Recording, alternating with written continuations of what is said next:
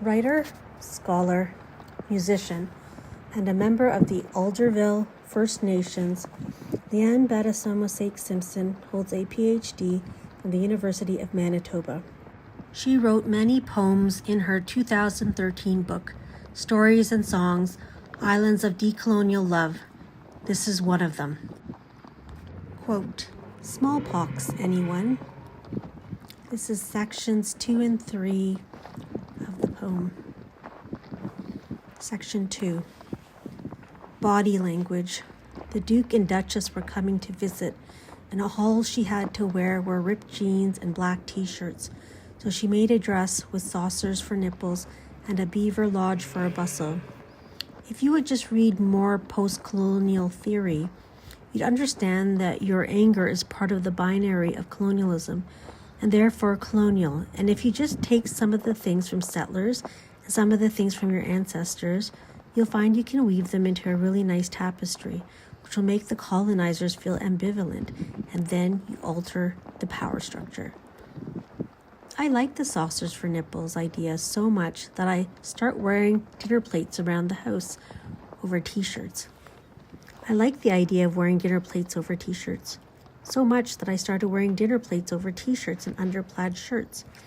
Mom starts shouting into the phone, "She's wearing those dinner plates again," starting off low and slow, accelerating into a crescendo of plates again.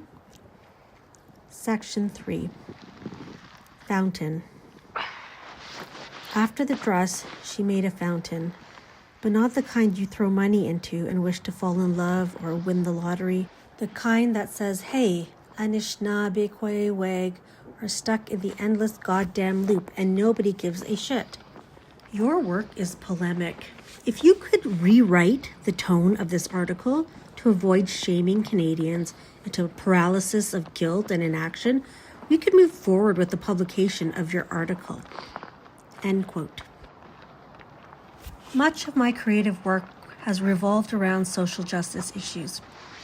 Lately, I've been drawn to themes of belonging, connection, and forms of communication that can help build a just, reparative society, one that genuinely upholds Canadian values such as equality, respect, safety, peace, and the protection of nature.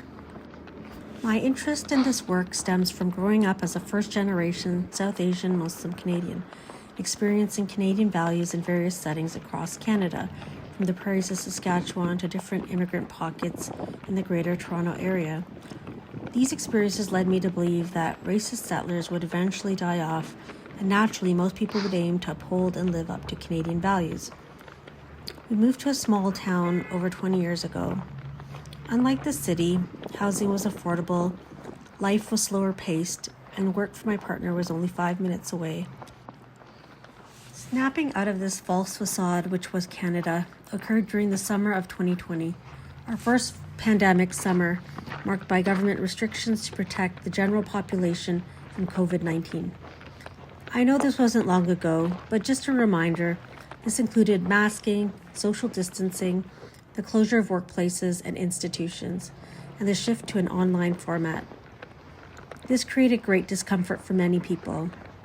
There were two distinct groups that stood out: those who understood the importance of separating and limiting interaction for the benefit of both individuals and society as a whole, and those who felt abused by the system, particularly its rules and how they were applied, which they felt were forced on them. The distrust of the government is not new and can occur across all party lines. However, those who felt they were harmed by government restrictions felt they lacked the ability to do whatever they believed was best for themselves. The Canadian Public Health Association wrote, quote, "Racism and public health," end quote, that there were many marginalized groups that had been harmed by the medical establishment in the past. However, journalist Mike Cummings wrote for Yale News in 2021 that most of these complaints did not come from these marginalized communities, but distinctly white evangelical Christians were resistant to any sort of vaccine that explained the benefits of being vaccinated against COVID-19. Another group following suit was the wellness industry. Journalist Athena Stavru wrote for The Independent on Wednesday, June 12th of 2024. She did an interview with the Canadian author and famous commentator Naomi Klein that yoga studios and wealthy fitness gurus were spaces for conspiracy theories and fueling vaccine skepticism. It was a strange dynamic. Neither valued the other, but their similarities were their wavering principles and spreading misinformation to suit narratives that they felt were true, not based on fact.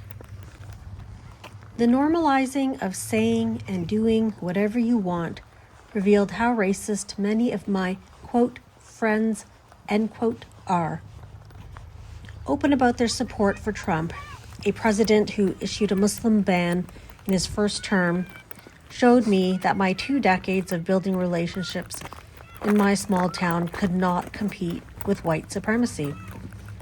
These women had had socialist leanings in the past that easily shifted to conservative values. I could not understand how their morals and ethics could be so easily corrupted, that from their perspective, I deserved abuse and was disposable, and they thought we could still be friends. I didn't understand their logic because there was none. They clearly aligned with white supremacy, the colonizer mentality of being entitled to take and do whatever they desired. Canada was still a white supremacist country, hiding behind a thin veneer of nice words. The openness and welcome I had felt as a model minority have made me feel like I had a place here growing up. I know racism existed. I had dealt with racism, seen others experience it, but I believed it was just a matter of time for the racists to die off. Whatever racism was left would naturally dissipate because, of course, everybody wanted to live up to Canadian values. And of course, people wanted to be good and do the right thing. It was only a matter of time before it was no longer an issue. So we stayed quiet in our small town when microaggressions occurred. The problem with silence is that it only confirms to white people that they were not racist because no one ever called them out on it. And if no one was complaining, what would they have to change or work on if there was a lack of response to their poor behavior? I realized their niceness all this time was just a performance. You can test how flimsy niceness is in white culture by bringing up white supremacy. The anger, defensiveness, and stink face rears its ugly head very quickly, without even considering that they, too, as nice people, should also hate white supremacy. Canadian culture is deep-rooted in behaviorism. It is a method that focuses on external rather than internal mental states. It assumes that consequences shape actions. It seeks to replace negative behaviors with positive ones, while neglecting to address their root causes. This is a normative practice in Canadian settler culture. It is what continues to harm marginalized groups through structural violence. It remains invisible to settlers because they do not experience it themselves. This disconnect can be traced to many present-day normative practices. A common example is privileged settlers knowingly voting for politicians who benefit them. Meanwhile, they ignore and absolve themselves of the racist policies that those politicians enact. Refusal to understand the existence of those toxic cultural norms in Canada's settler society allows them to be absolved of the harm they cause. I understand now that Canada is still a white supremacist country.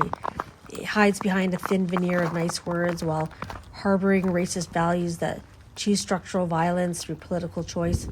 Deep relationships cannot exist here. It is strange to be surrounded by so many people whose words have no meaning. It's not all of them, but it's most of them. This experience is why the themes of belonging, connection, and communication are important in my work. When exhibiting in the past, I have tried to make difficult issues more approachable in white spaces. But this has only led to ignoring the hard bits and leaning towards shallow discussions. It's a waste of time. I don't know how to have a genuine relationship with people who are still aligned with white supremacist values. You can't. I turn my hope towards equity, diversity, and inclusion, EDI as a possible solution. Journalists Taylor Defoe and Carolyn Goldstein wrote for Art News on August 13, 2020, that many galleries and museums had jumped on the EDI bandwagon after the murder of George Floyd in Minneapolis on May 25, 2020.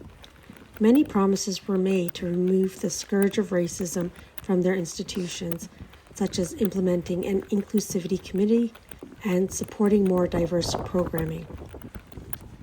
I was moved by the AGO's desire to take on EDI and become an institution at the forefront of this change, only to begin to dismantle their program in late November of 2023. This began with the letting go of Indigenous curator Wanda Nanibush for posting about Palestine on her social media, which upset the gallery's board members. I now understand that EDI cannot live up to its full potential within art institutions due to barriers to equity. To create healthy, relational, and equitable spaces, Grounded Normative Theory, GNT, is a better methodology as its core commitments undo oppressive policies and remove top-down power dynamics. I would also like to note that I've chosen to present my thesis as a video essay.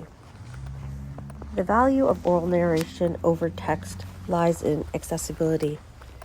Less effort is required of your senses when listening than when reading. Narrations can also produce a meaningful connection with the listener by creating an immersive experience through the combination of video imagery and sound.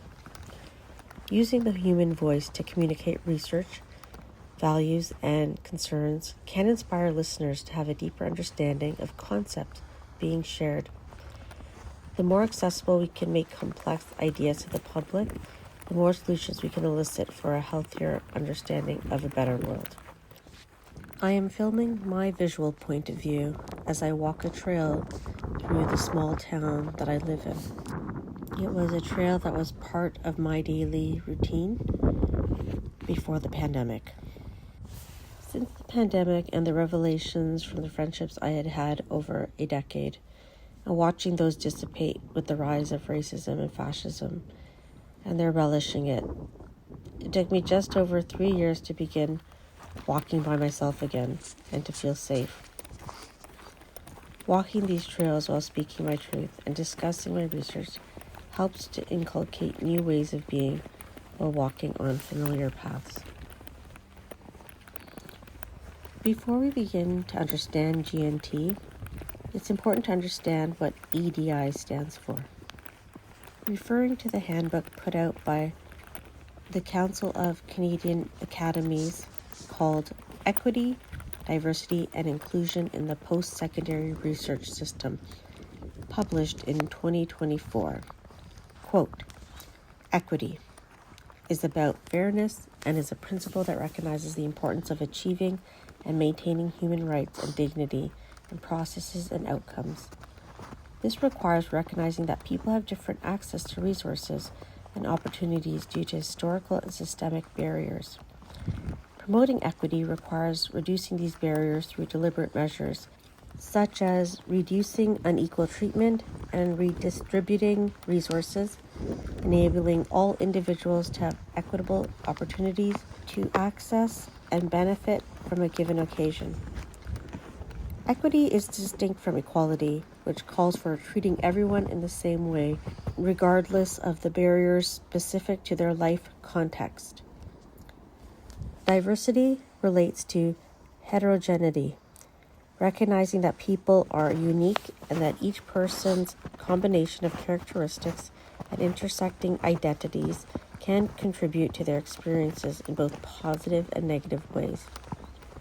Inclusion refers to a sense of belonging and feeling valued, supported, and respected. An inclusive environment is upheld by all members of the community and reinforced through equitable policies, actions, and programs." End quote. The CCA's definition of EDI is clear and concise. It helps reinforce a foundational understanding for those with limited knowledge of the topic as we continue to examine how EDI is enforced in the AGO. Governance Solution, a company that provides tools for a healthier boardroom culture, explains on its website that DEI is the most used iteration as it follows grammatical norms in the English language. In this case, the convention of using alphabetical order, for it is easier to say than EDI, which reflects an organization that leads with justice and equity in its workforce, rather than focusing on diverse-looking staff members. The order is important because each part relies on the one before it, supporting and advancing the next step.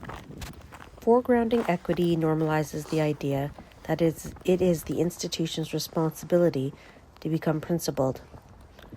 Are institutions willing to understand why people have differential access to resources and opportunities shaped by historical and systemic barriers? Starting with diversity is how many institutions begin when trying to meet their quotas. This provides outsiders with a visual impression of a diverse company, while management ignores the barriers people face in society and how those barriers play out in the workplace. Let's consider the current state of EDI in Canadian art institutions. Concerns have been swirling around the dismantling of EDI in the US, and there is some worry that it might affect Canada's museum and galleries. Joshua Chong interviewed Signe Lynch, an assistant professor of English and Drama for the Toronto Star on October 28, 2025. She said, quote, "DEI is already under threat in Canada. Even though we're not seeing that kind of direct attack on the arts, this is because of long-standing chronic underfunding, as well as other factors like racism and bigotry," end quote.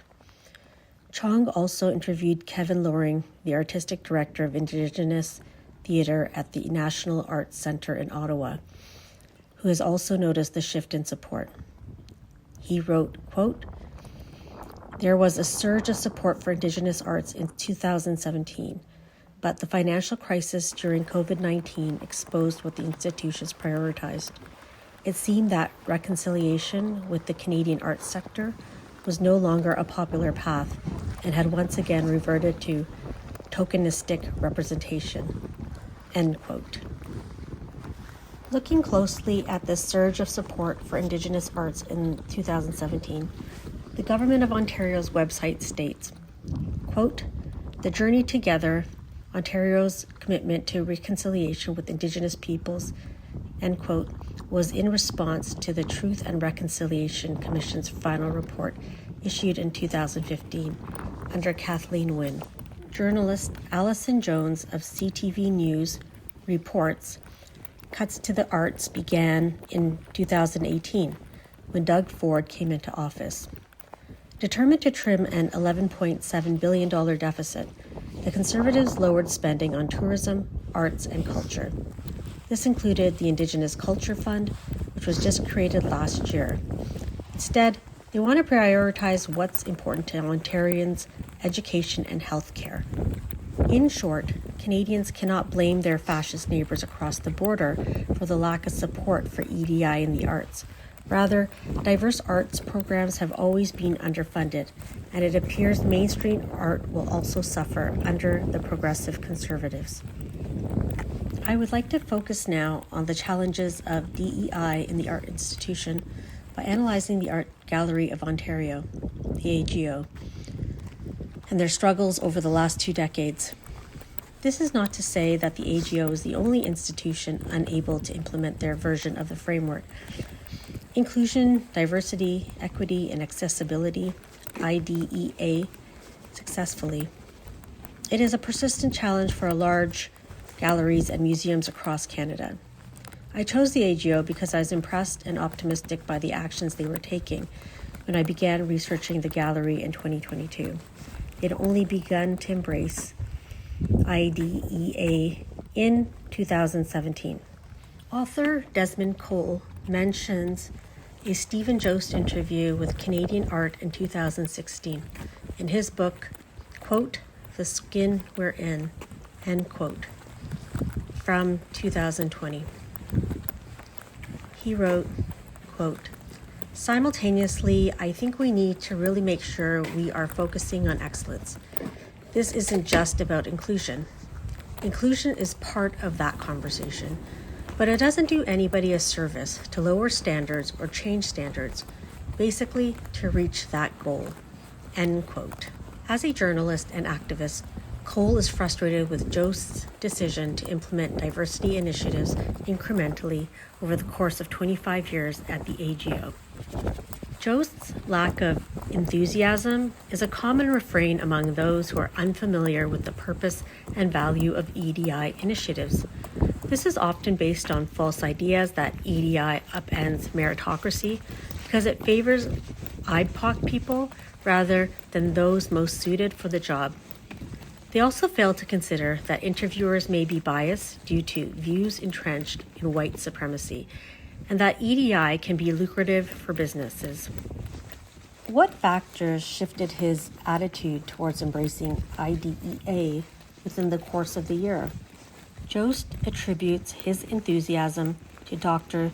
Jonetta Cole, a museum professional and educator, as well as an author and speaker on issues of diversity, equity, accessibility, and inclusion. DEI, which is tied to her advocacy for social justice. On the AGO website, there is a pamphlet under, quote, "reflecting the people who live there," end quote. And it states that she had been invited to speak at the AGO, where Jost likely heard her present about the topic. Journalist Maya Kapler wrote for the CBC on October 5th, 2017, of another factor that swayed his interest towards IDEA is the CEO's reference to a conversation with friends in New Zealand, in which he learned about the Te Papa Museum in Wellington and the model they are using, which employs parallel curatorial structures. One structure will focus on settler culture, while the other will center Maori communities. One could conclude that Jost's shift from the myth of lowering standards to becoming an inclusive gallery was driven by education on the subject and being in a relationship with people who could positively discuss and point out working models of parallel curatorial structures. Journalist Maya Kapler also mentioned in the 2017 article that Stephen renamed the Canadian Art Department as the Department of Canadian and Indigenous Art. Wanda Nanibush was appointed curator of the new Indigenous art position, and Georgiana Uliorich was appointed as curator of the Canadian and Indigenous Art Department. Kapler amplifies the Te Papa influence when she wrote, quote, "Wanda and Georgiana's proposal to me was to have two parallel narratives, which makes a lot of sense in terms of how to talk about Canadian and Indigenous cultures. Parallel and always interacting with each other," end quote, Jost said. I think it's important to return to the AGO in 2003 to consider and compare the issues that arose before implementing IDEA. Why?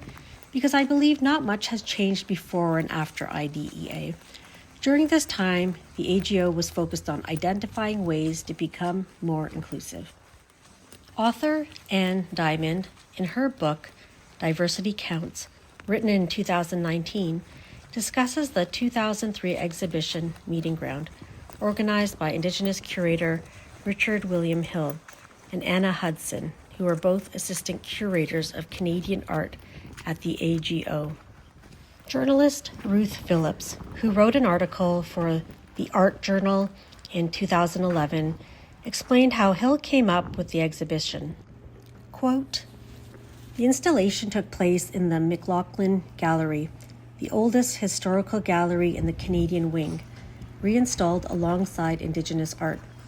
The show was unique in that it employed themes rather than traditional categories normally used by galleries to distinguish between Indigenous and European Canadian art. This positioning created a conversation between the varied cultural artifacts. Unfortunately, the Indigenous collection was small due to the absence of items and a lack of depth attributable to institutional racism. They rejected suggestions to add a few Aboriginal objects to the gallery because they were not interested in an additive approach that would continue to reinforce Western narratives. Hill chose a more radical approach." End quote. Journalist Phillips continues to describe what Hill created with his team. Quote, "The gallery space would become symbolically bracketed within an Aboriginal world view." End quote. Phillips continues by verifying the show's impact. "This exhibition debunked the sacred Western principle. This land was not terra nullius, nobody's land, but a space already occupied by First Nations, a land they traversed and understood, and one deeply intertwined with their culture. European Canadian works of art were situated as the visitors entered an inhabited space. This was a power reversal that upended sacred principles and the legacy of collections. Unfortunately, that same year, the AGO closed for expansion and gallery renovations. Meeting Ground was not revived due to an important donor's refusal to show his Canadian art alongside Indigenous art. Hill, facing continued resistance to inclusivity, resigned in protest. He discusses the support and the resistance to change during the making of Meeting Ground in his essay, quote, "Meeting Ground, the reinstallation of the Art Gallery of Ontario's McLaughlin Gallery," end quote, written in 2004. Inclusivity is the institution's stated goal, but what steps does it take beyond hiring First Nation curators for the gallery?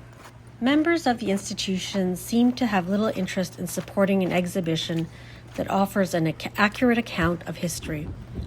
The upholding of inclusivity still depends on the whims of those with power and wealth and has little to do with an ethical stance.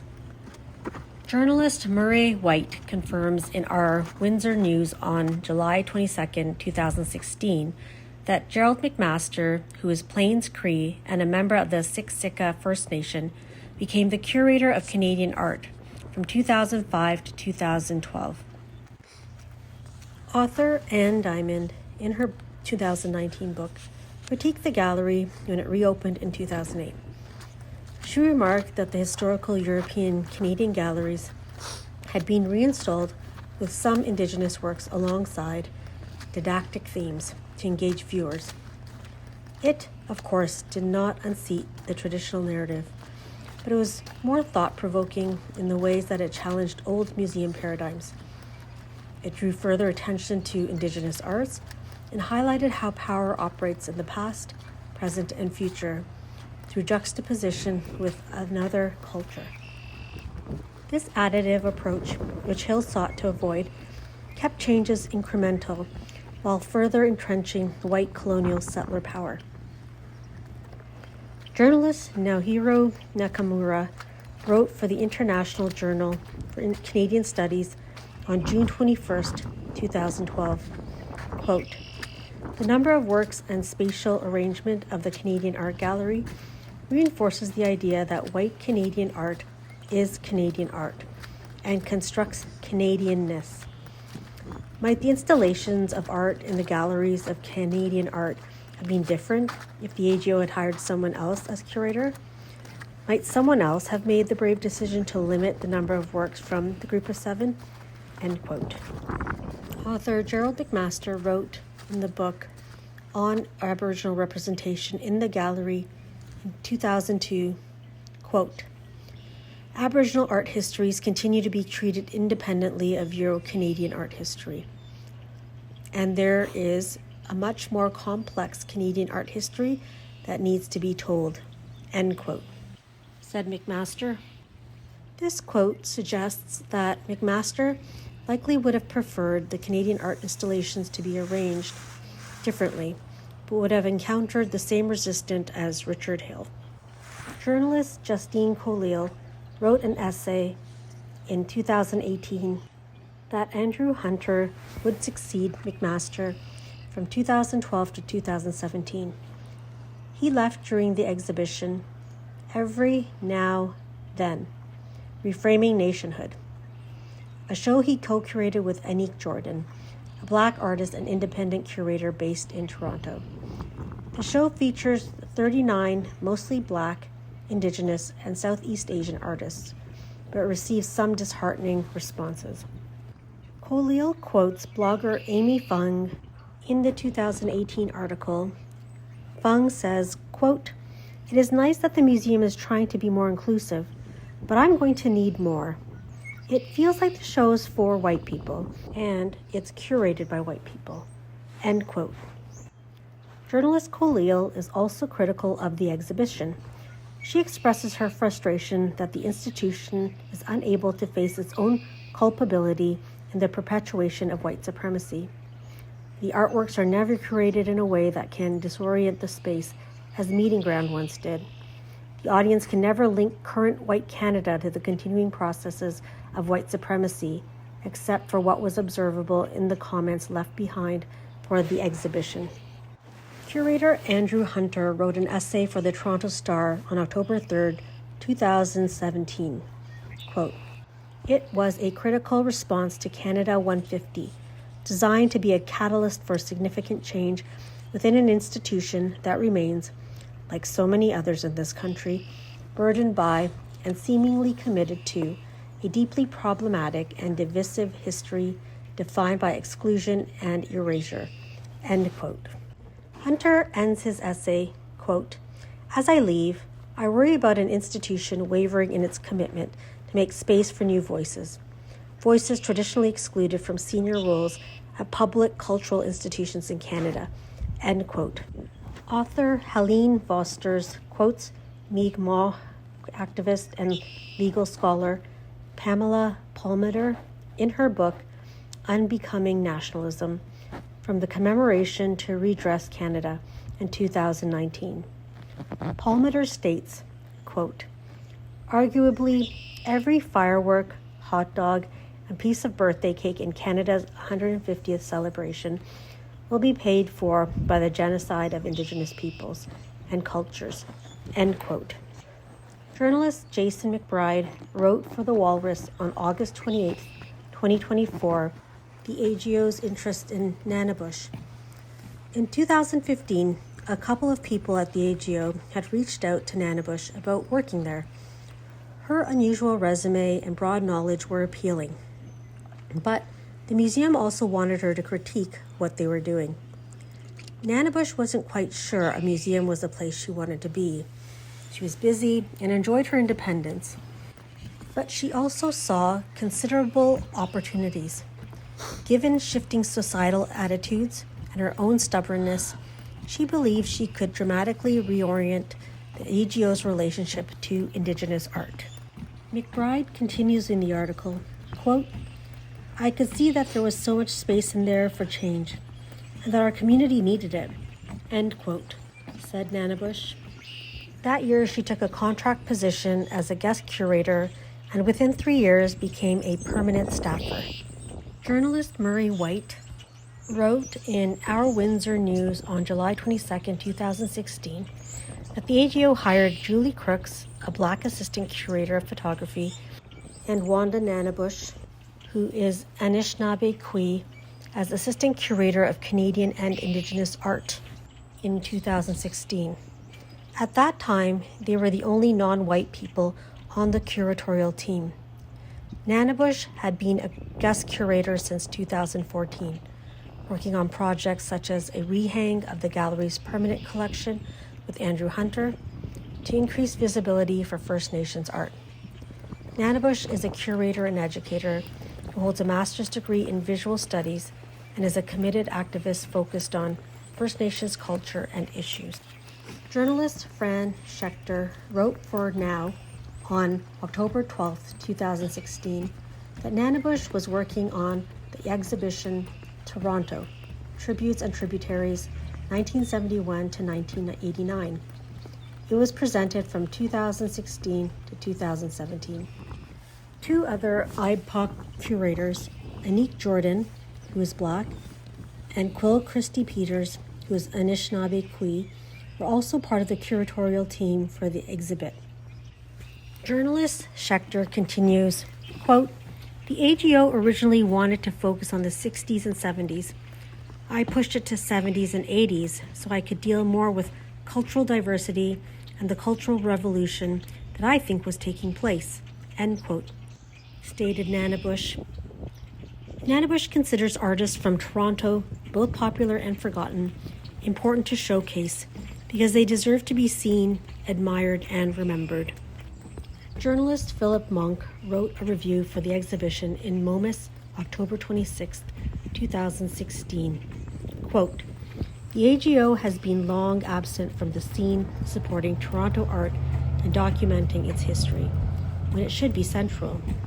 Nevertheless, the AGO is now celebrating it, and Toronto Tributes and Tributaries 1971 to 1989 is all the more remarkable for that," end quote. He points out that it is a successful telling of the history of Toronto's contemporary art scene and credits Nanibush for the vision. Journalist Brad Wheeler of the Globe and Mail wrote on October 3, 2016, quote, "Vibrant, political, and occasionally messy era of the city's art history."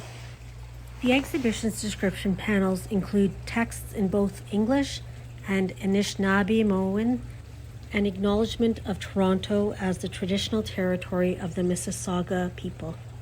As well, a robust schedule of live events surround the exhibition, with special attention paid to performance art, a marginalized discipline in the 1970s and 80s, as it is still today, end quote.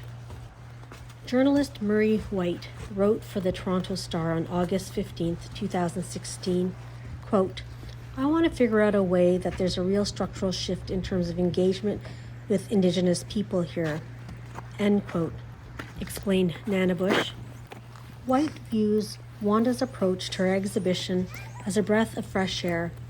She recognizes Nanibush understands Toronto culture and advocates for change in terms of the time period, who to include, and the courage to show the stark political messages of that time.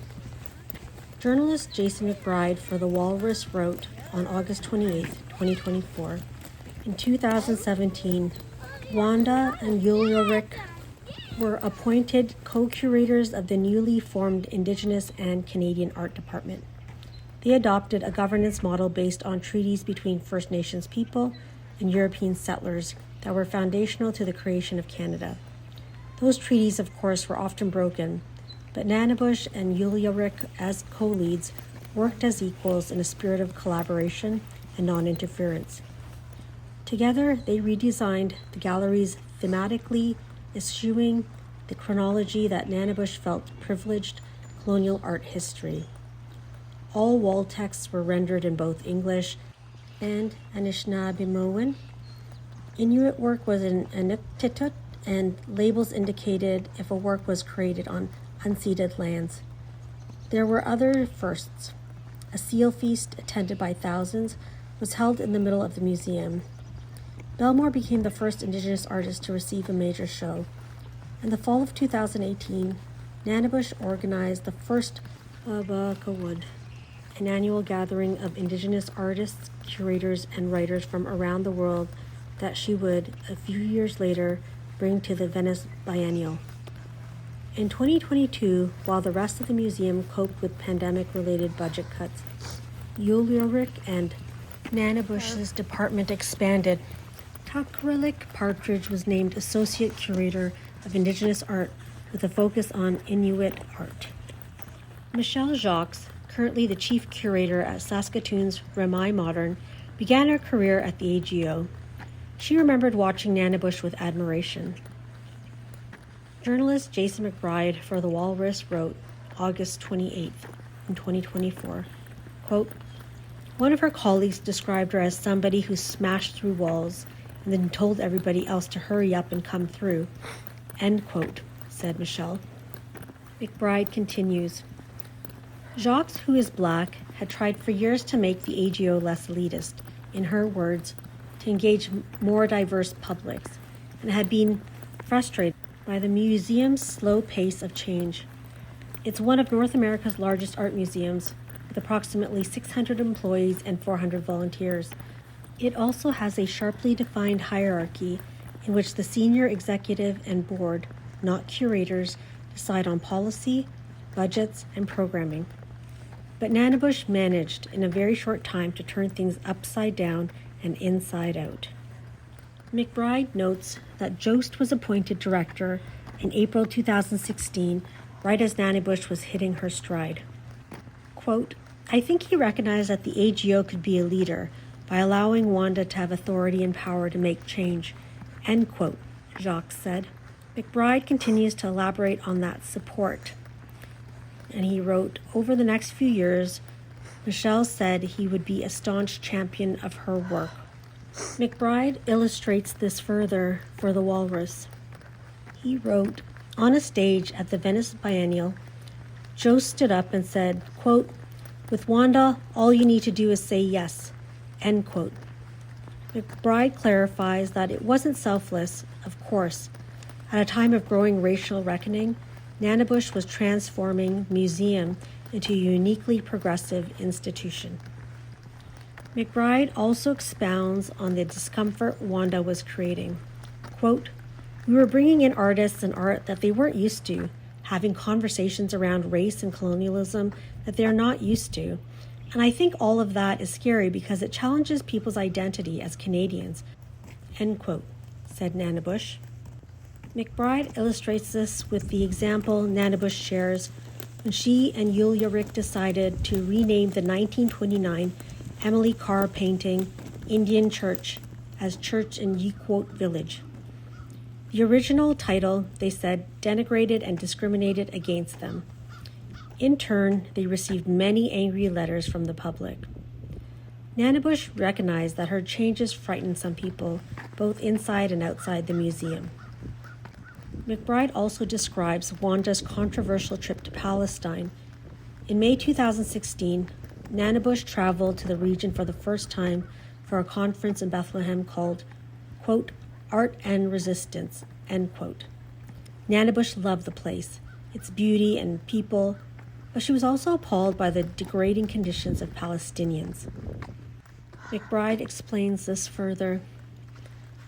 Quote, colonialism in Canada is still strong, but not so nakedly violent as it is there. It always makes me think of our family members and what they went through when it was harsher, end quote, said Nanibush. McBride describes the slap on the wrist she received when Nanibush wrote about the trip in Canadian Art magazine a few months later. She wrote admiringly about a couple of local artists, drew parallels between Indigenous and Palestinian experiences of occupation, and described the pomegranate and olive trees still surprisingly thriving in a confiscated Palestinian village as places of resistance. Soon after the essay was published, Jost called Nanibush into his office. In the meeting, according to Nanibush, Jost told her that the essay had upset some of the AGO's trustees. Though he didn't say who, Nanibush told Jost that she hadn't written anything that wasn't true, that she wasn't going to apologize, and that she was going to stop thinking and working in this way. When she asked if she was being terminated or censored, he said no. The meeting concluded with Jost requesting that if Nanibush planned to publish anything similar, she should give the gallery advanced warning so they could prepare. Nanibush left his office still with her job and Jost's support, but she noticed criticism was focused on her because she was Indigenous. McBride wrote, quote, I thought it was just a fear of what I was writing, she said. But no, it's a fear of who I am, end quote, said Wanda. McBride situates us in 2023, where he begins to illustrate the myriad of reasons why Wanda was let go. He writes Wanda was in New York City serving on the jury for the Jane Lombard Prize for art and social justice when Hamas burst through the fence between Gaza and Israel on October 7th, 2023. 1,200 Israelis were killed and more than 200 were taken back to Gaza as hostages. While in New York, she took to social media, posting stats on the 1,000 children killed in Gaza and defining settler colonialism.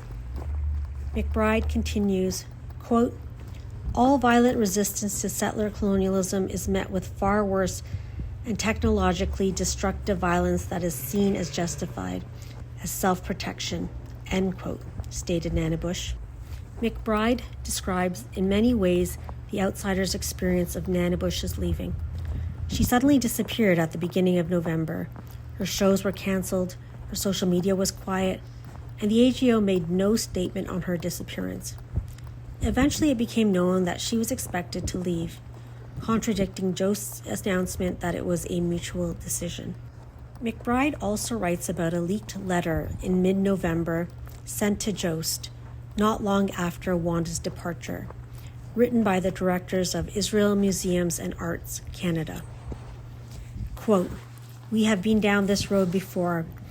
As you likely heard, Wanda Nanibush has resumed posting inflammatory, inaccurate rants against Israel," end quote, and went on to dispute Nanibush's characterizations of the country as a colonizer and to question her bona fides as a curator.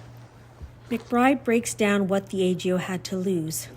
He spells out that the AGO relies on both corporate sponsors and private donors, whose values may not align with those of the artists they support, while having measurable influence over the institution.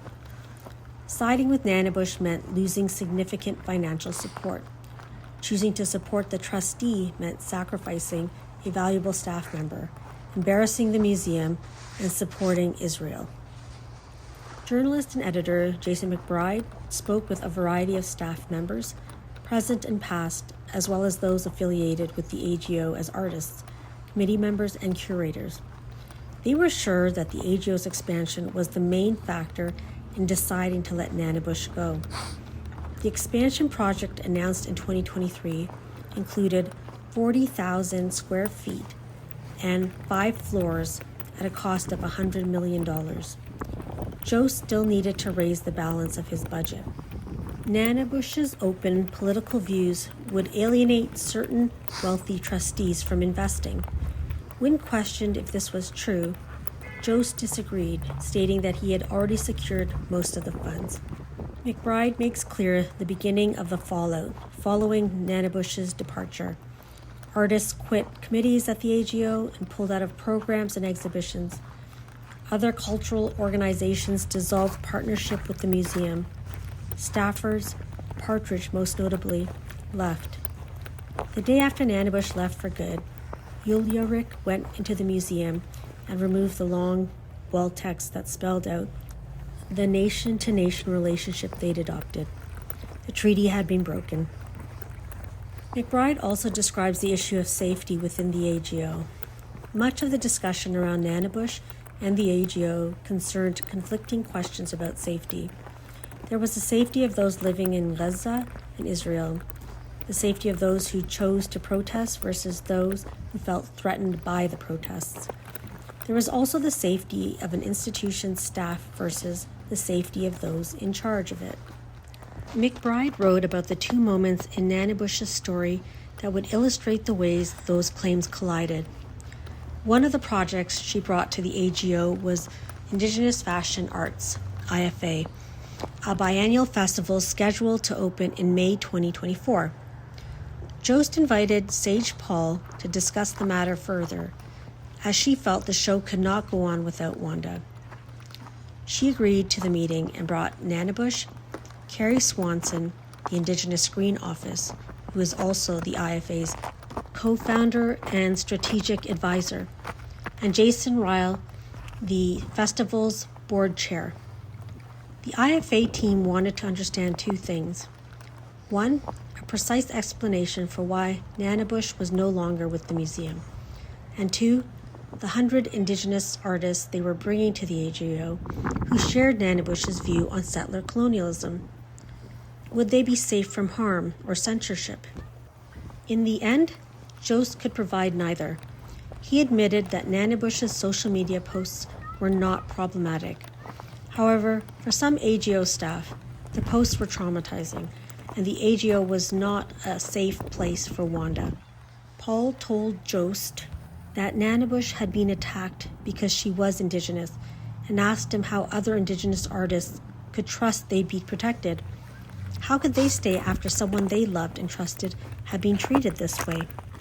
McBride wrote, quote, "Because honestly, if you don't, the AGO will be set back 5 years," end quote, remarked Jost.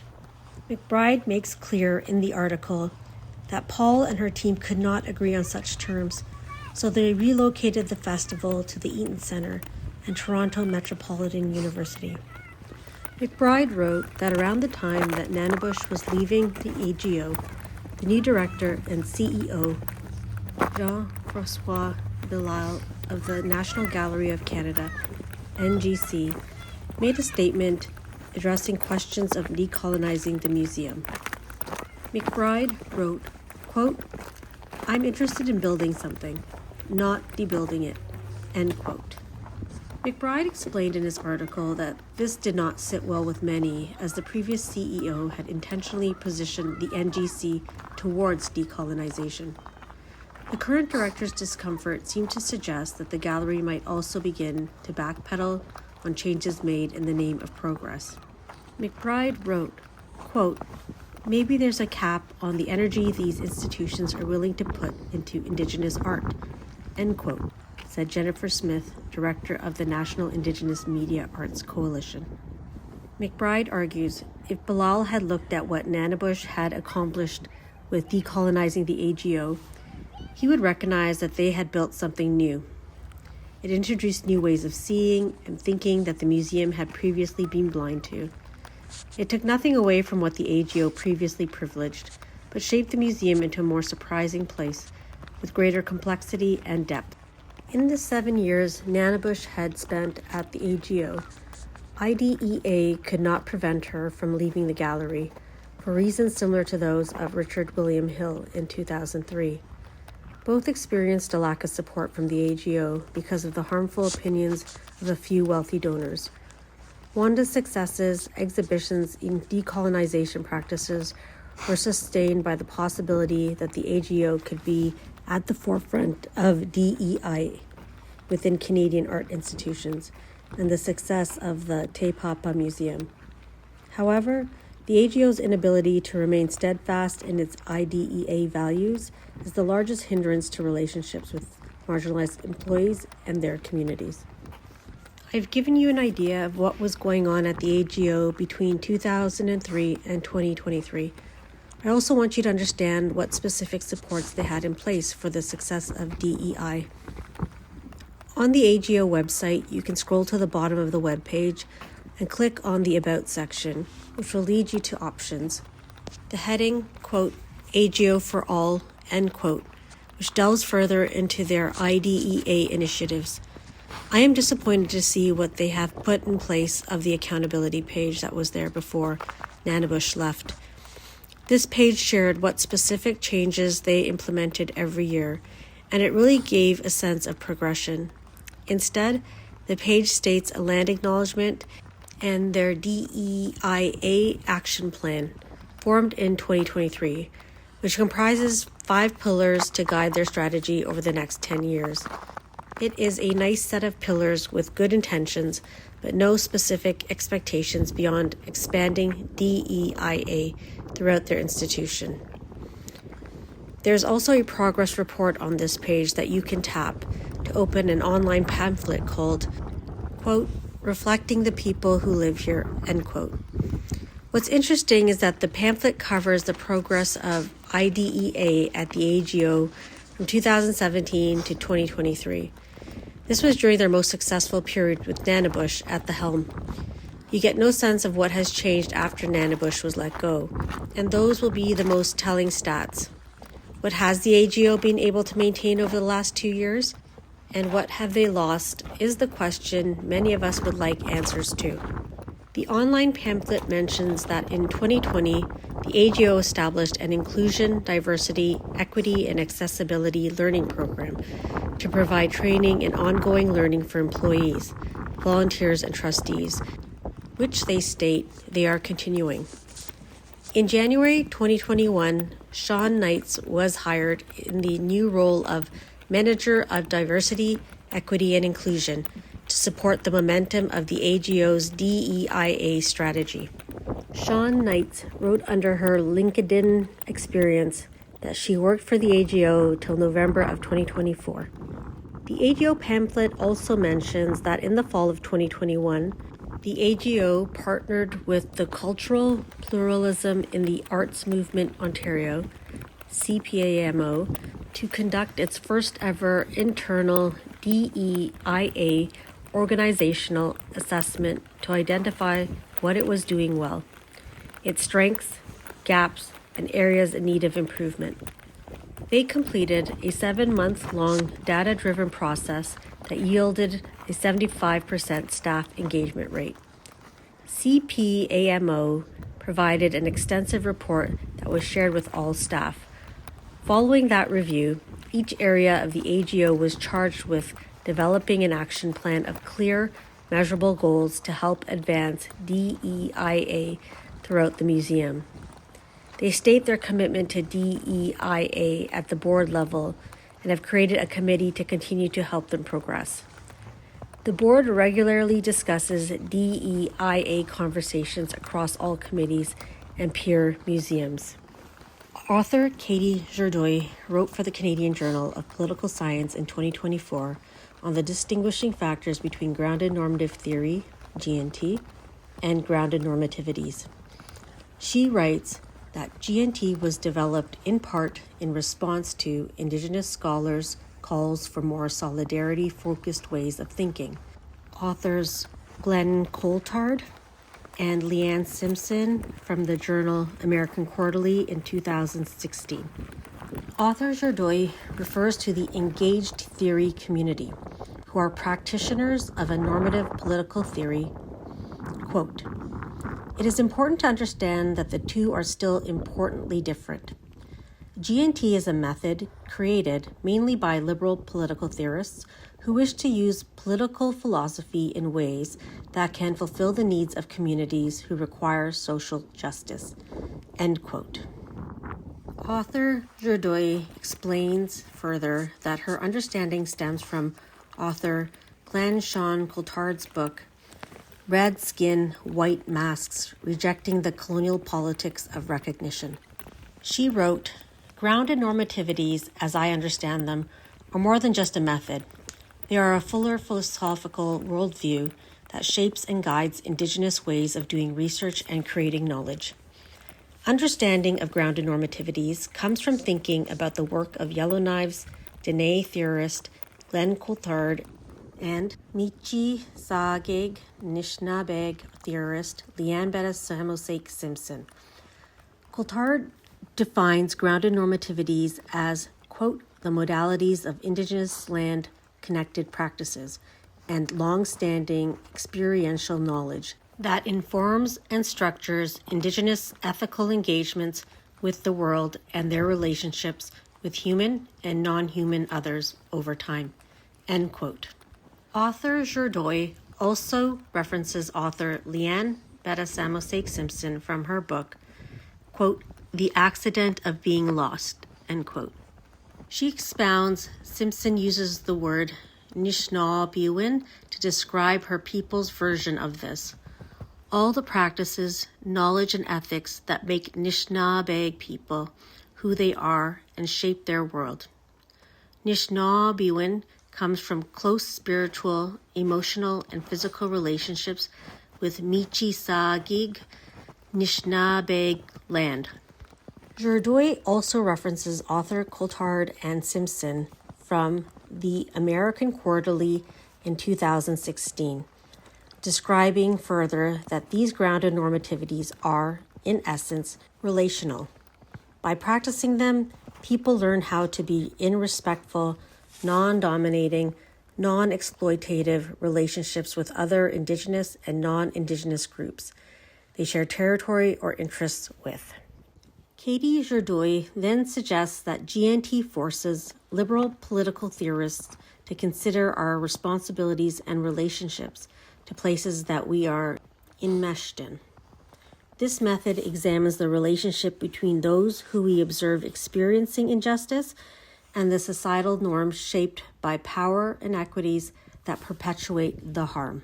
Author Genevieve Fuji Johnson, in her book, quote, Research Methods in Deliberative Democracy, end quote, from 2022, wrote that GNT uses real-life circumstances to call out systems that hide everyday injustices. Professionals of GNT will center research grounded in lived and observed experiences to challenge harmful norms. Questions to promote action in these cases usually begin with, quote, what should we? And how should we? To find solutions that support justice or liberation. Here are some examples of questioning norms within art institutions. First point. Why is the hierarchical corporate model in present-day art institutions unsafe for marginalized people? What should we implement instead? Second point. Why are private donors to museums and galleries allowed to decide what art is shown and what employees can speak about? How should IPOC artists or employees implement a relational responsibility from the institution that firmly values, respects, and refuses to exploit or dominate marginalized groups? Author Katie Jourdoy refers to author Brooke Ackerley, who points out in her book, quote, Just Responsibility, a Human Rights Theory of Global Justice, end quote. She explains Grounded Normative Theory, GNT, uses a variety of real-world evidence to expose how power operates to maintain settler colonial theft of land, property, and or other possessions. Evidence can come from many sources, including the institution's reports, records, and decisions, field data, news coverage, corporate filings, public records on community and industry responses, and interviews that capture people's real-life experiences. Jourdoy refers to authors Ackerley and author Monique DeVoe from her book, quote, Poverty, Solidarity, and Poor-Led Social Movements from 2021, that both authors mention that they often come back to these sources repeatedly: laws, policy papers, archives, and first-hand statements from oppressed people. GNT slowly traces how harm is treated as normal and brings out the hidden power imbalances that more traditional theories gloss over.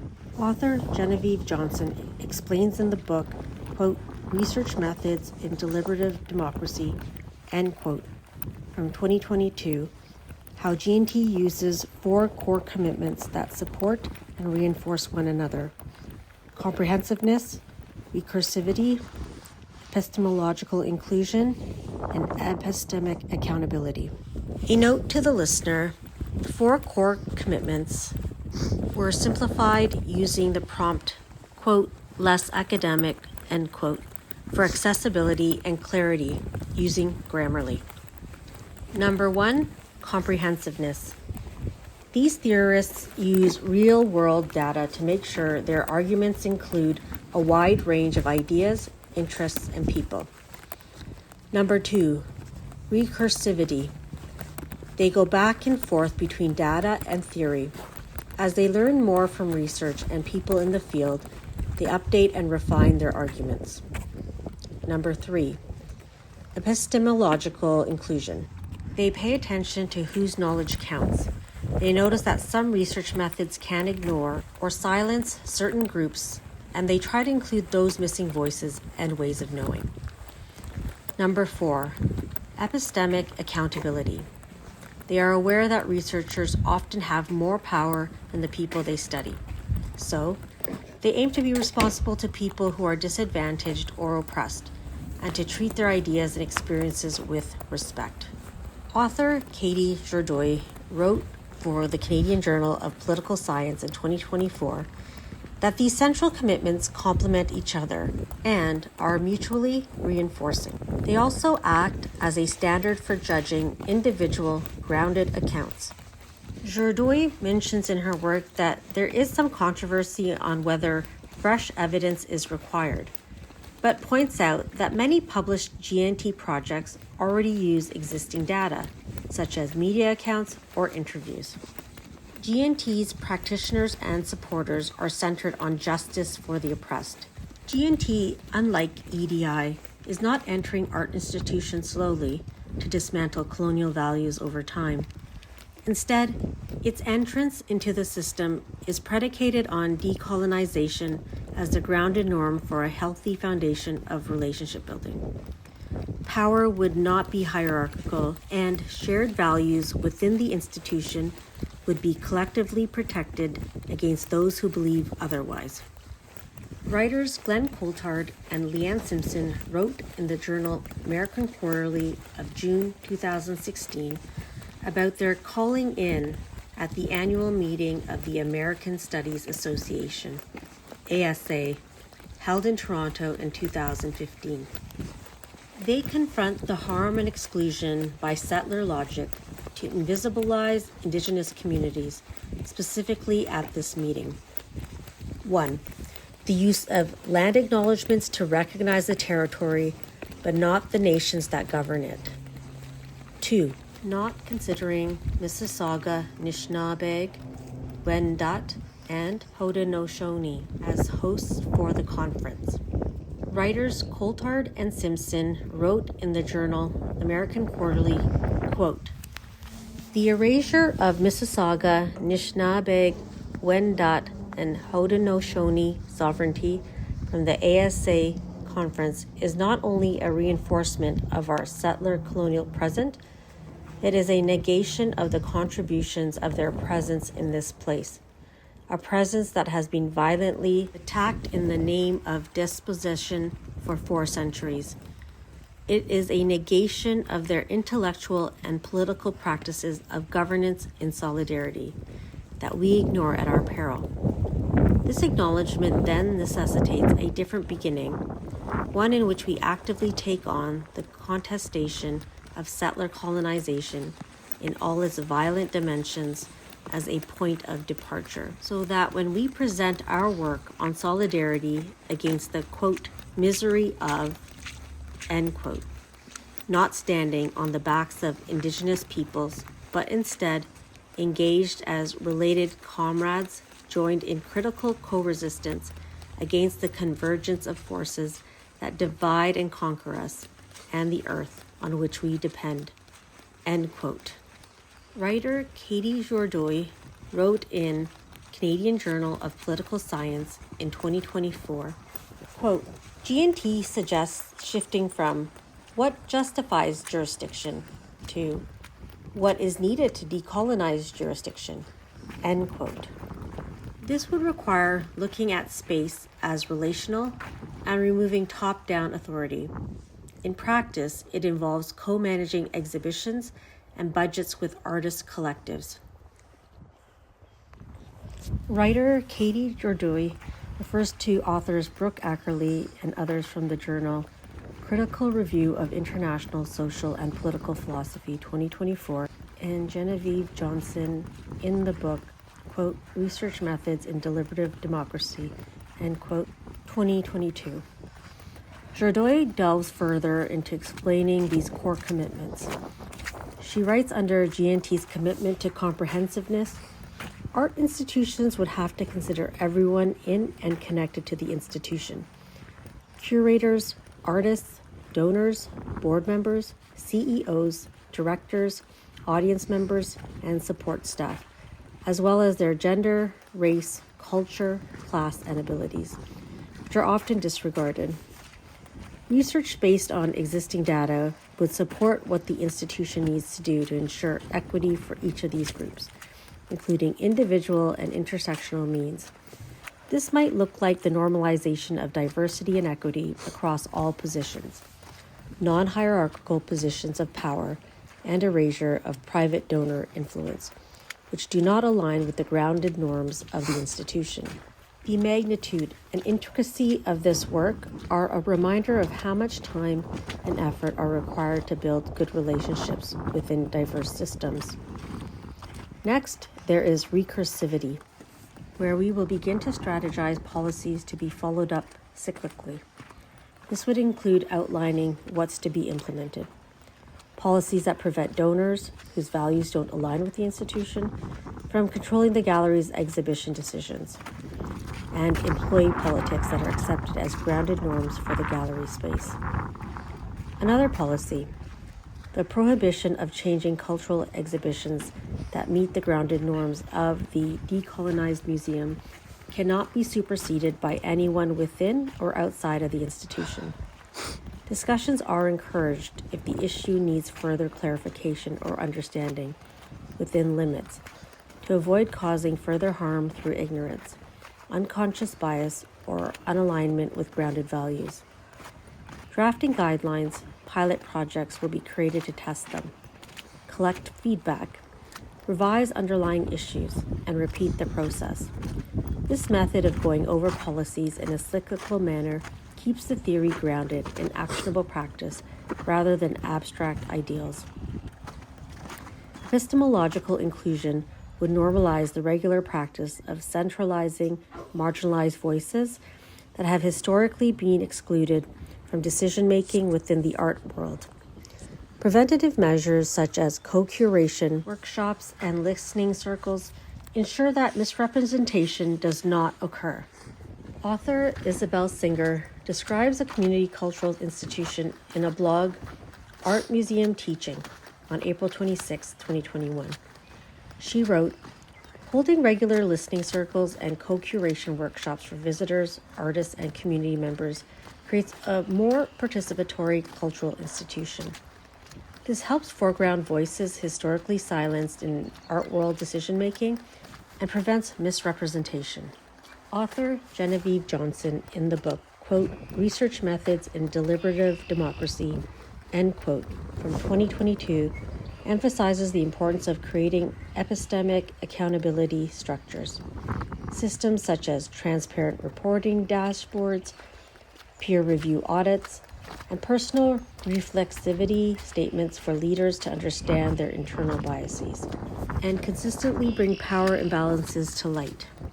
Author Brooke Ackerley and others from the journal Critical Review of International Social and Political Philosophy of 2024 makes clear that holding space for these claims is important because it highlights how oppression and injustice often become normalized and hidden, both in politics and philosophy. Staying accountable doesn't mean believing that different perspectives cannot exist. It's about making a real effort to understand these viewpoints deeply, especially for those whose stakes are high.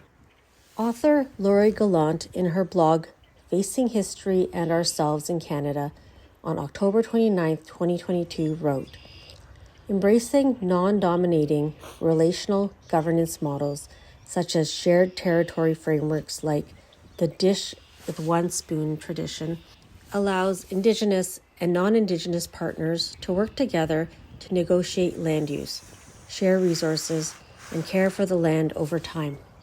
Author Katie Jordoy wrote in the Canadian Journal of Political Science in 2024 that there are two concerns with G&T. One is the importance of rigorous epistemic accountability.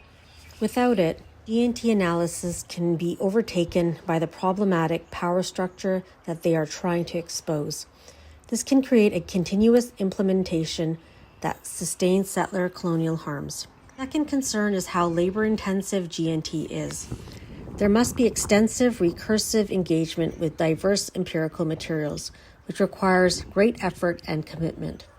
This can make it difficult to find scholars willing to adopt this approach. Instead, many would prefer more abstract, ideal theoretic methods. In 2026, the desire to build relationships with marginalized people requires a serious investment of time and resources. I cannot imagine Indigenous communities would participate in the AGO if the gallery preferred to use ideal theoretic methods. For galleries to be safe spaces, They would need to upend their old ways of relating with people and the planet, with no desire to go back. Once you commit to GNT, it will be very difficult to change your mind. The horizontal, equitable power structure alone would be violent to dismantle.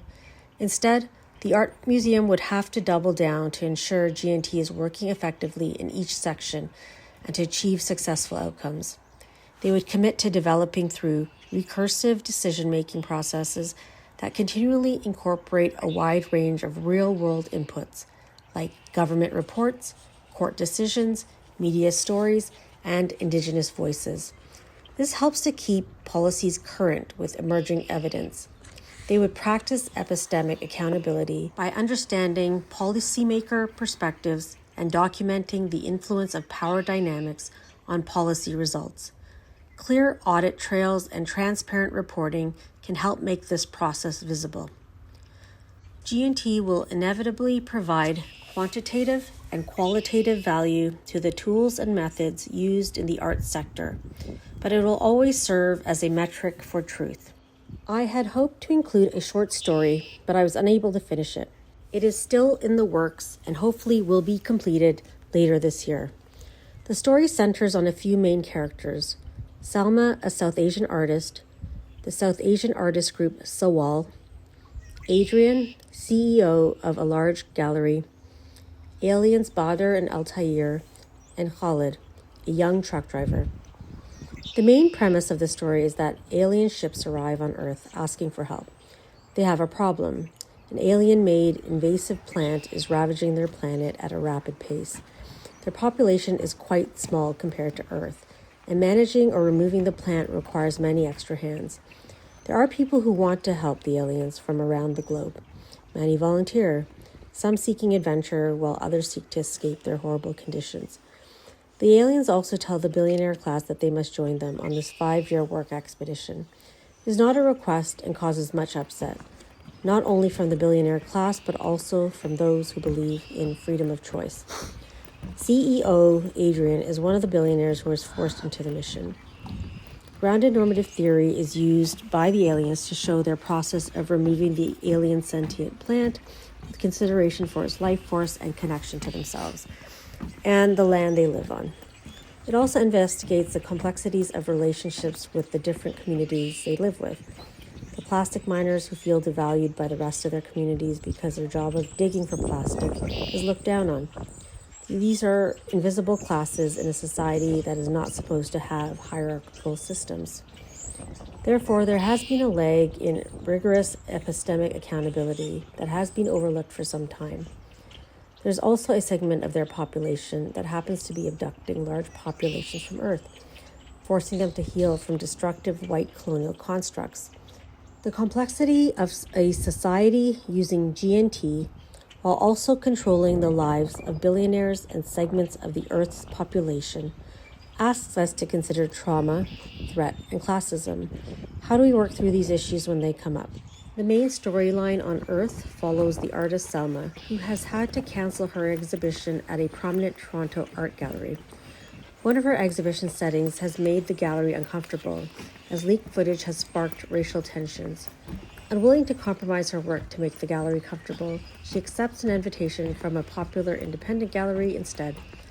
This independent gallery is a safe space for IPOC employees and audiences. They staff GNT practitioners, equitable power dynamics, and create a recursive cyclical process for issues that come up with consistent weekly educational sessions. Salma meets South Asian women artists for lawlessness, Sawal, which means questioning in Urdu and Hindi. They are a group of South Asian diaspora artists known for pushing boundaries and creating controversy. The difficulty of a small gallery implementing GNT, along with their growing success, this creates conflicts from larger galleries seeking to undermine their work rather than join them, which speaks to the required resistance and steadfastness within destructive systems. Using fiction to show the limits of EDI in art institutions while normalizing GNT in the art and alien world can help paint a narrative of possibilities when our present systems seem to have a cap on equitable treatment. It's also important not to romanticize methodologies. considering the problems that might arise. Centering South Asian specific characters that pertain to my background was an unexpected lesson during the writing of this thesis. Growing up in multicultural Canada, the norm is to consume. I had never stopped considering why I had wished to write or make art about other cultures and their lived experiences. I assumed that because I had lived in multicultural environments, that was part of my experience, and it was natural to make art or write about them. I rarely did, but I saw it as supportive and acknowledging the issues without recognizing that I didn't meet the criteria. I haven't lived in a multicultural community for 10 years now. Honestly, it was difficult to find literature that didn't give permission to write diverse characters. They often stated that a level of effort and care is required to fill in gaps to understand the other culture. Author Alexander Chi wrote in The Vulture on October 30th, 2019, explaining that it is possible, but instead he gets specific about what it entails. Quote, "If you're not in community with people like those you want to write about, chances are you are on your way to intruding." End quote. He references a book that explores taking on an identity that you were not born into. Jewish white author Jess Rowe, in his book, quote, "Your Face, Not Mine," end quote, is about a white Jewish high school student choosing to go under the knife to present as Black. It reflects on how those with white privilege who use performative or superficial measures to deal with their guilt rather than doing the difficult work of restorative justice. I wondered whether my desire to write about Indigenous, Black, and queer characters is about white saviorism. I can't say I have ever felt I could save anyone, but I noticed my need to be seen as good. As a Muslim, justice is integral to the religion, and with many lessons on what goodness looks like and on the importance of being good.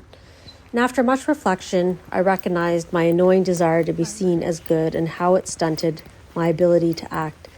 It kept me needing or waiting for approval, rather than accepting that, as a model minority settler, I am one of the bad ones. Many of my false ideas and notions keep this colonial system in motion. I benefit while many others suffer. False notions that my awareness could prevent harm in Canada was actually insufficient. Once I acknowledged that I did not need to be seen as good, I removed the weight and expectation of approval. Instead, the point was to do good by understanding the problems and developing a plan of action.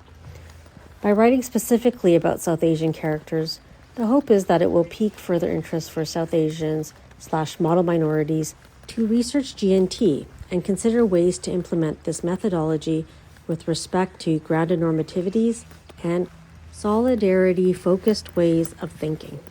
Having to create an exhibition that questions the performance of Canadian values was outside my comfort zone. I had spent many years carefully crafting exhibitions that would not trigger white audiences who were not working towards decolonization or anti-racism work. Talking about difficult topics consistently and openly, particularly amongst white audiences, would have left me without any friends in my small town. Can you have a conversation with someone who does not acknowledge white supremacy because they refuse to investigate how their current values still align with it?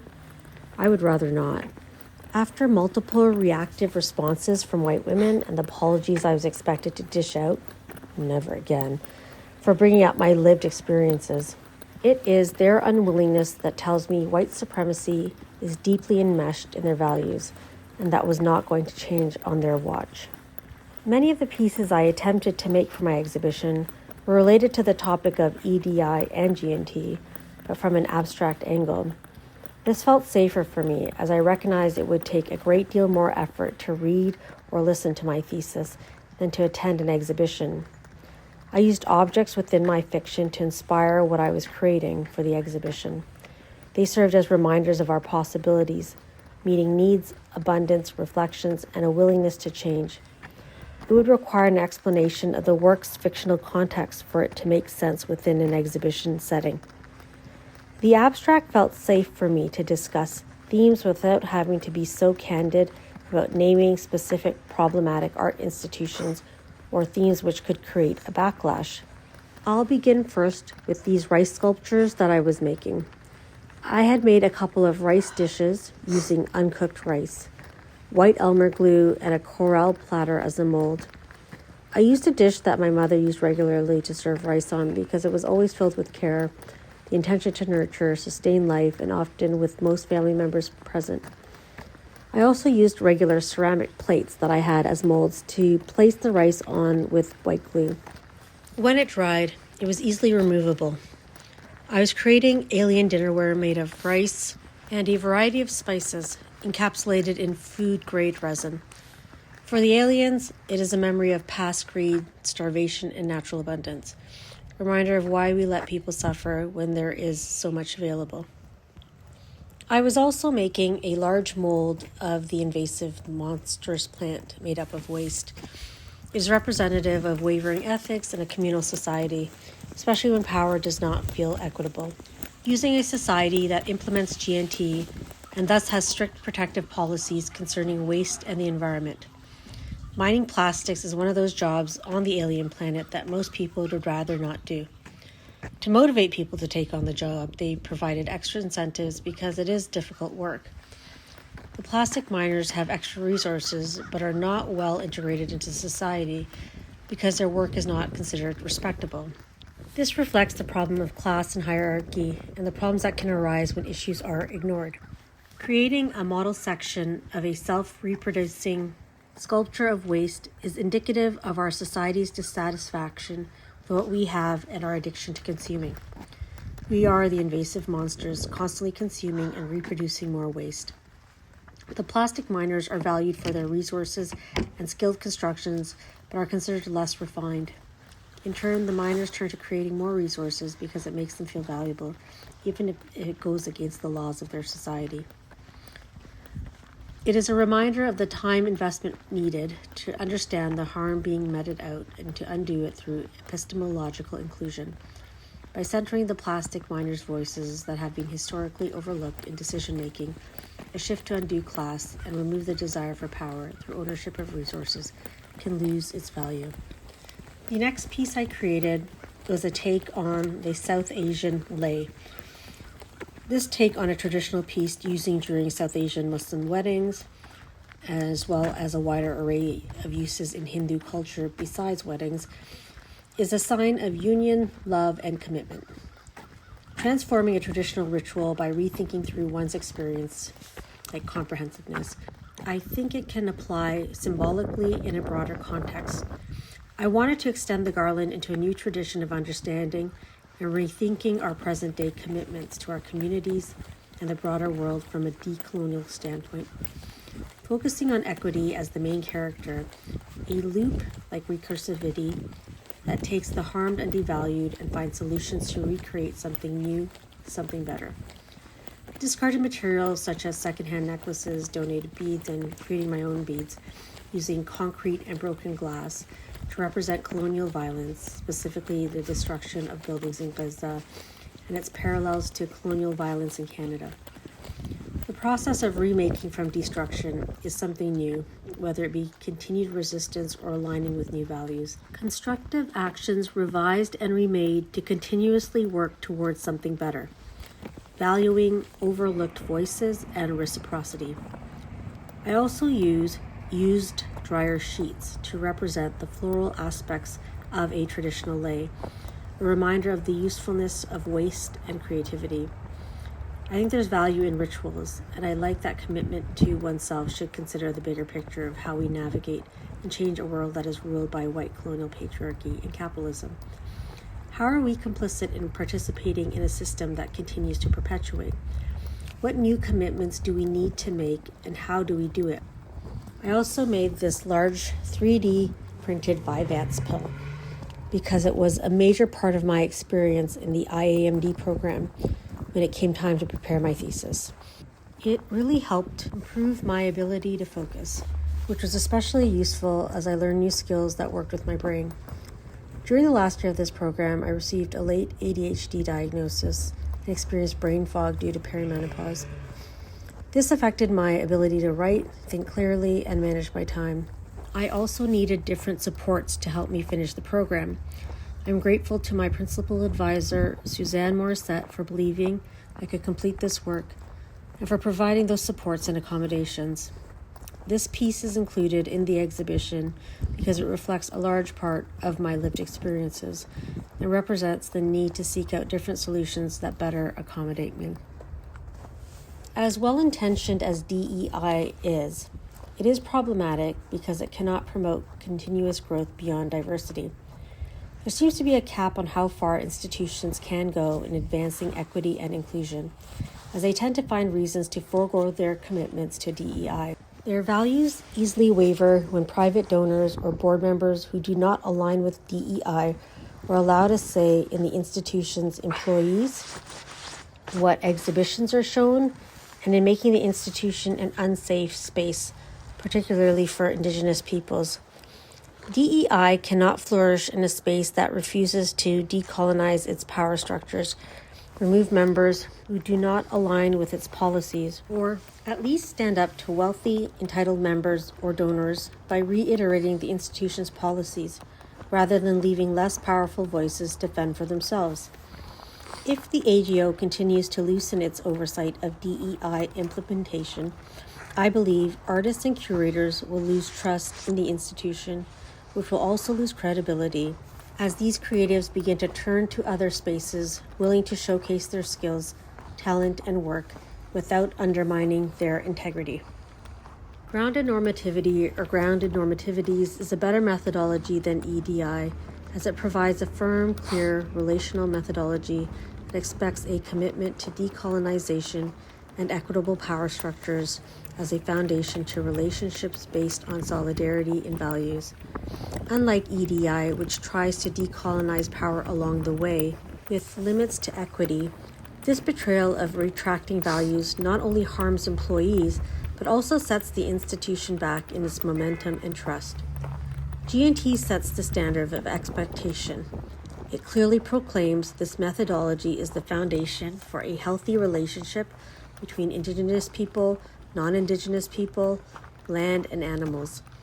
It upholds a non-dominating, respectful relationship that depends on the mutual desire to remove oppression and harm from the institution by considering the needs of everyone who works, volunteers, or attends events there. Its core commitments, comprehensiveness, recursivity, epistemological inclusion, and epistemic accountability, teach us how to be in a healthy relationship with one another. This includes how to investigate oppressive claims with a deep understanding and find solutions to these problems. These solutions are tested and followed up on to determine whether they are working or need tweaking. The continued checking in helps to keep relationships going and revamp solutions until needs are met. They also consider voices that may have been overlooked or silenced in their research and will ensure that they are included. Researchers also recognize that the power dynamic between them and those they study is imbalanced and ensure that those they study are respected for their ideas and experiences. While this methodology is impressive, it does require a deeper commitment, as it demands more time and energy to find recursive solutions, which may deter theorists and lead them to turn to a less intensive methodology. There's also concern about power imbalances and about upholding harmful power structures if epistemic accountability is not conducted with careful consideration. It really comes down to institutions recognizing the harm of continuing to allow wealthy donors as trustees to undermine their credibility by failing to live up to the gallery's values. It also requires the AGO to put its foot down when policies are being overlooked for personal interests. Without consistent adherence to its value system, retaining employees becomes increasingly difficult. Building relationships is hard work, and G&T takes no shortcuts in the effort needed to build trust and find solutions. It is worth the effort. Although I could not complete a traditional thesis exhibition due to health limitations, I do think the final video essay of me walking along familiar, well-loved path in a small town I no longer feel comfortable in has been therapeutic. It is also more honest. My lack of desire to walk around a town where I did not feel safe walking alone for 3 years has, over the last 2 years, just become another place. I prefer to be alone and not talk to people except for a few faces, whose kindnesses over the years are the rare exception. I also accept that they may change when push comes to shove. I expect they will choose whiteness, but this time I won't be disappointed or surprised. Amongst strangers, the hard habit of polite hellos in a small town is difficult to undo, as it has been deeply ingrained within me for over 17 years of practice. Engaging this path while speaking my truth allows my work to be authentic, courageous, and honest in addressing the unspeakable in small towns. I still struggle with the dirty looks, but it also solidifies in me that white supremacy is deeply enmeshed in the culture. Perhaps someday someone who has done the work will smile at me instead when I walk by, because they are decolonizing and doing anti-racist work. Perhaps it's just a fantasy, but after a better understanding of GNT and the limitations of EDI, I can't help but hope it's a solution to a healthier world. I see my unfinished art as symbols of avoidance. They represent the habit of suppressing hard truths about white supremacy and colonization in white spaces by their indirectness. By creating safe, harmless, interesting objects that make little sense to them, why would you make something you can't sell, but also are approachable? They will look at your art. It also feeds into the model minority fantasy that white people are deconstructing quietly, advertently in their personal time, but don't talk about it directly with them because it's stressful. Give them time. It requires time. There's no need to be blatant. It'll scare them off. To investigate my well-intentioned pieces, I begin to recognize the false narratives I've been telling myself. How could I honestly function in a world that doesn't care about IPOC people, that joyfully dehumanizes you, who's unable to empathize with you, that innately believes that black and brown bodies are supposed to die because they are poor, uncivilized, not worth much, not human, and don't know how to live? They are not like us. These are all the emotions I experienced with white bodies over the pandemic and while watching the Gaza genocide. It reinforced my need to speak loudly, brashly, honestly, consistently, constantly, even if it was mostly through social media. Then, honestly, with my white friends who were left, having to talk about it in front of them so I could determine how much deconstructing they needed to do based on how many dirty looks I got and how much offense they took to my posts. It was 17 years of repressing the truth and unraveling, and then unraveling, only to find shallow performances of niceness married to white knuckling of white supremacy. Perhaps my avoidance and desire for a safe world for my children can instead be replaced with facing the known paths differently. While speaking my truth, discovering solutions to continuously refine, while considering overlooked voices and maintaining equitable power dynamics, without expecting or needing whiteness to create space for me, because my life does not depend on it. Here are a list of personal changes that I hope to work towards. 1, finding a community with shared values. 2, to focus on more reparative ways of living rather than sinking into pessimism. 3, further study of GNT and its current use globally. 4, understanding resurgence and acts of resistance. 5, creating smaller video essays talking about GNT and how it could apply to diaspora South Asian Muslims in Canada in terms of parallels of land back between Palestine and Canada, and using Muslim ethics and spirituality to ground it. The changes are personal, but they are also a means of moving towards action that will benefit the collective. I will have to investigate how to make structural change, as this is a large body of knowledge that requires time to understand. These are some of the ways I hope to apply my research findings. I'm also considering perhaps getting this thesis published in a journal, and that would definitely require restructuring the thesis to fit some journal guidelines that I'd have to look further into. I would also like to better understand how policies are created, as I have no idea what that process entails. I'd like to understand what constitutes research worthy for a journal and what those guidelines are. I am lastly interested in understanding new policy changes made at the AGO, Who do they rely on to make sure DEI is being implemented properly at the AGO? And how have marginalized employees weathered the last few years since Nanibush was let go?